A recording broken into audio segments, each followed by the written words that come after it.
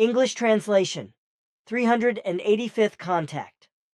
Thursday, 21st April, 2005, 22:35 hours.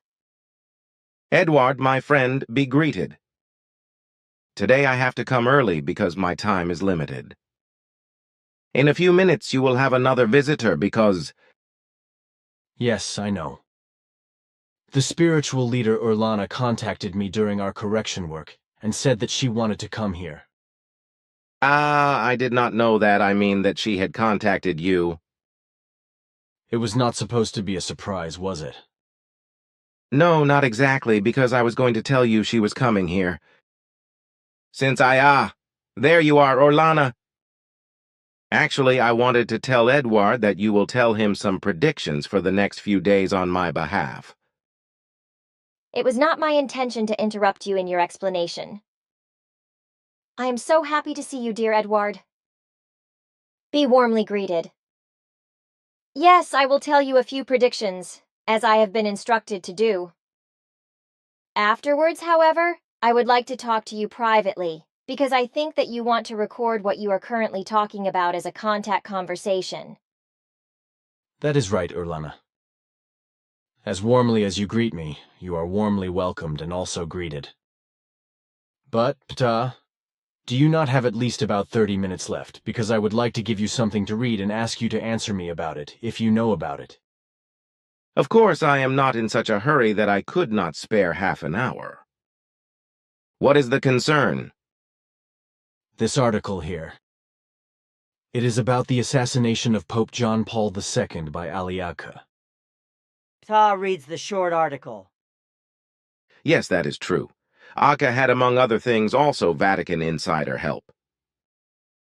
But I am not allowed to give more information about that. Never mind. My question was only whether the claim was true. Then I have a question here about who actually described the printing matrices of my manuscript for my meditation book, which came to India with the kind help of my teacher, Gustav Lehmann. Did you or did Quetzal find anything else about this in Svatha's estate? Yes, something else was found in my father's estate, in the part that Quetzal received. All the paperwork for the printing matrix production was done by the printer Karl-Heinz Metzinger. There are also some notes about the fact that the man Metzinger stayed in Zurich without an official permit, and also operated a paper trade and worked in a newspaper printing plant without the appropriate permit. Oh, I see. So the man was an illegal immigrant and moonlighter. So that already existed in Switzerland at that time. But there's one thing I do not understand. On the 10th of March, you told me that in Svath's estate, there was also a record that this Karl-Heinz Metzinger had returned to Germany in 1958. But Svath could not have written such a note, because he died in 1953.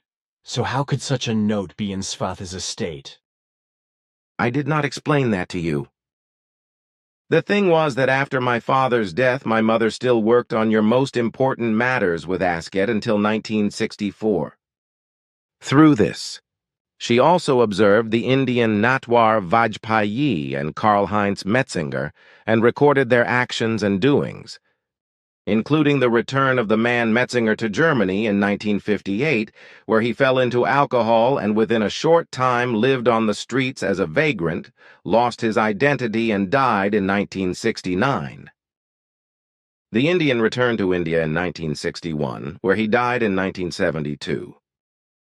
When she passed away in 2001, her and my father's records came into my possession as an estate, partly in Quetzal's and partly in mine.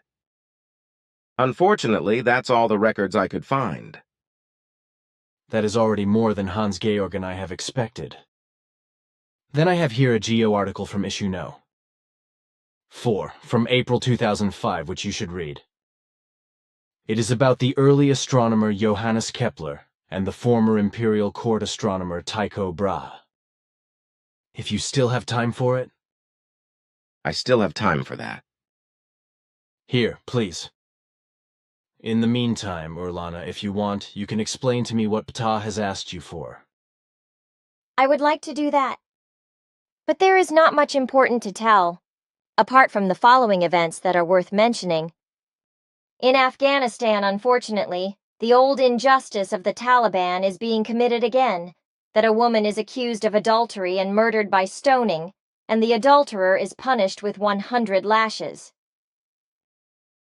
A monstrosity, as is my personal opinion. Also, according to our laws, no human may claim the right to decide over the body, life, and death of another human being. There is never a reason and never a right, except in self-defense, to execute or otherwise murder a person, not even by law.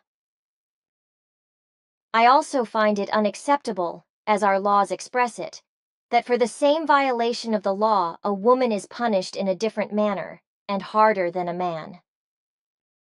For man and woman in every respect, in a jurisdiction for the same breach of the law, the same measure of execution of measures or punishment must always apply, but this must never be directed against the dignity of the human being, and not against the untouchability of life and limb. But I am supposed to tell you further that the massacres by bombings and suicide bombers in Iraq will continue during the next weeks and months, and will claim many more lives. It is not yet clear when these attacks and murders will come to an end, just as it is not yet clear when the Israeli-Palestinian and worldwide terror will end.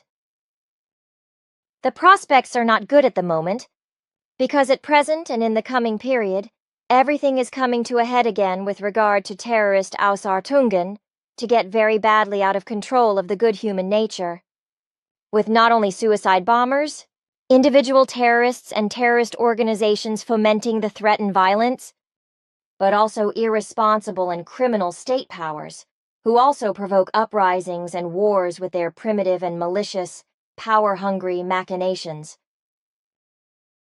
Yes, then it has to be said that a series of bus and train accidents is again looming on the horizon worldwide, which will cause many people to lose their lives. These are the noteworthy things that Ptah has asked me to tell you. Thank you.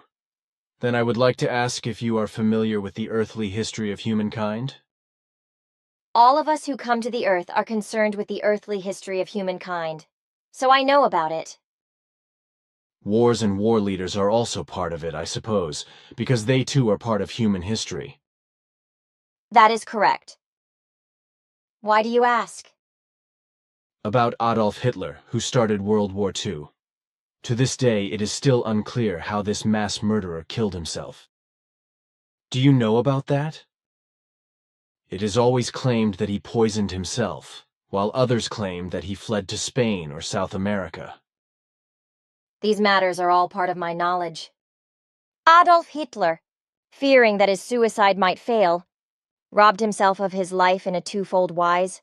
First, he took a cyanide capsule, which he bit and swallowed, and then he immediately put a handgun in his mouth and shot himself in the brain with it, the bullet then escaping at the side of the back of his head. His remains were secretly buried by the Russians in East Germany, where they were dug up again in 1975 and thrown away so that no neo-Nazi cult site could be established. Parts of the skull and dentures were brought to Russia, where they are still kept today. With this, I have briefly stated the most important thing. This information regarding Hitler's alleged suicide was based on an earthly rumor and was later mentioned in Contact Report 854 that Orlana's knowledge was then investigated, and it was explored that she had taken this knowledge from a religious writing of a sectarian, which was written by a eugenicist named Schlapphoff as a reference. I have finished reading, having only read the most important part. What is written there regarding the murder of Tycho Brahe is actually true. I am familiar with the events surrounding this man and Johannes Kepler, for these are also recorded in our annals with regard to scientific knowledge and the progress of the Earth humans, as well as the fact that J. Kepler was a man to whom a human life meant nothing if he could make a profit from it. According to your meaning, he was without conscienceless and egotistical, which is why, in order to appear great before the world, he sought a way to put himself in the light. Dangerously ambitious and unscrupulous, he devised a plan to become a great astronomer.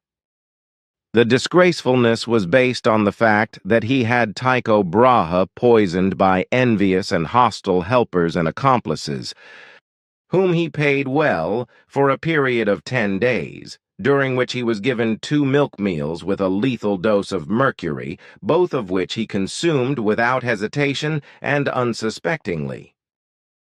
The second dose of mercury then brought him death half a day after the milk meal. Shortly afterwards, Johannes Kepler took possession of all Brahe's notes and calculations, which he had compiled in a large series of folios in the observation books mentioned in the reading. So then the facts are stated in the article. You said it. But now, dear friend, I must go. I have one more question, if I may. Back in the 70s and 80s of the last century, Quetzal, Simyase, you and I talked on various occasions about what was happening in the Bermuda Triangle and in the Japanese Devil's Sea. You explained to me at that time that in both places there are frozen methane gases under the seabed, which are released and pushed to the surface of the sea as a result of seabed shifts, especially by seaquakes. If ships get into these gas clouds, which make the water unstable, they sink immediately and disappear with man and mouse into the depths of the sea. The same happens to airplanes that crash when the methane gas clouds rise high above the sea, causing the air to lose its carrying capacity. Both ships and airplanes crash and sink in such a matter of seconds that humans usually cannot even send out a distress call and cannot even save themselves. Furthermore, the Bermuda Triangle and the Japanese Devil's Sea are also made unsafe by piracy, whereby the captured ships are sunk and the crews murdered. The two places are also popular for insurance fraud, especially with ships that are sunk, as well as for the fact that humans are supposed to disappear without a trace and then continue their lives with a new identity somewhere else. Again, as you have explained, insurance fraud occurs when large life insurance policies are taken out. This is what you have explained to me if I disregard the dimensional gate, which according to your information has long since disappeared. Since those conversations, it has been completely forgotten that you promised me that you would mention other factors that lead to the disappearance of ships and planes in the Bermuda Triangle and the Japanese Devil's Sea.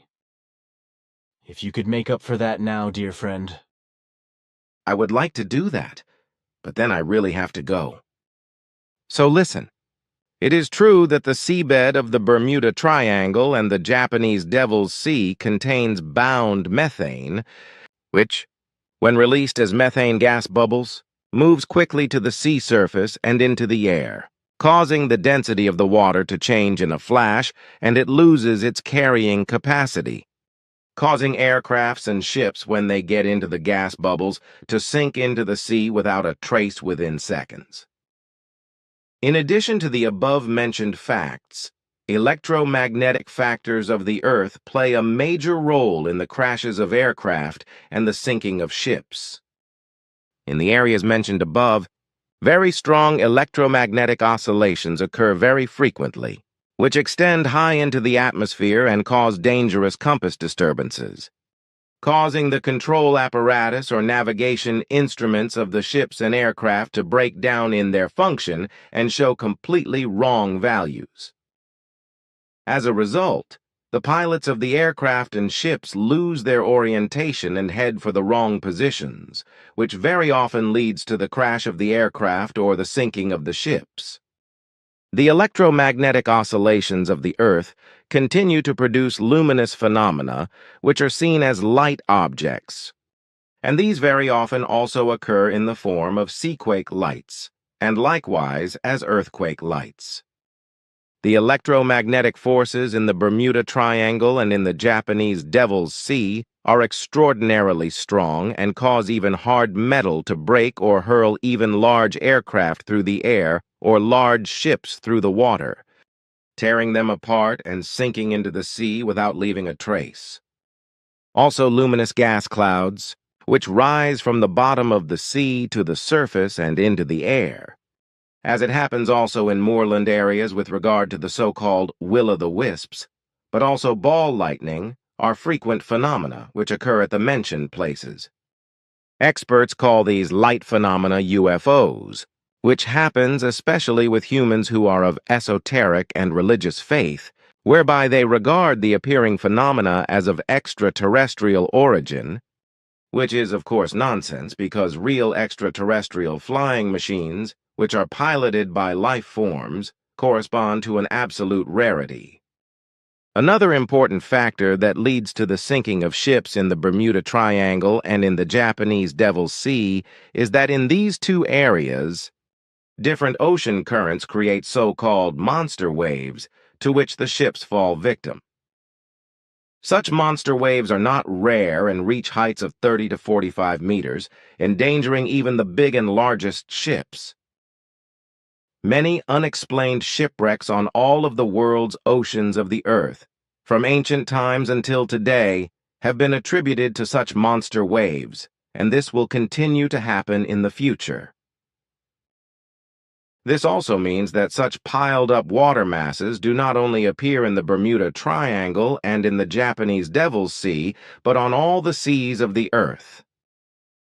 I have read about this, because since ancient times, sailors have reported gigantic waves on the seas they barely escaped. Then this is not a sailor's yarn, nor are the stories of the legendary sea monsters, of which I myself saw some monstrous specimens during my dive with Quetzal. Everything really corresponds to reality.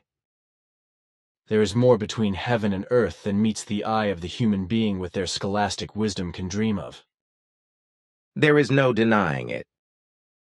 But now I really must go. Goodbye and Salome until next Thursday. Take care, Ptah. Salome, and he is gone. Are you not pressed for time, Edward? Do not worry. Then I want to discuss the following with you.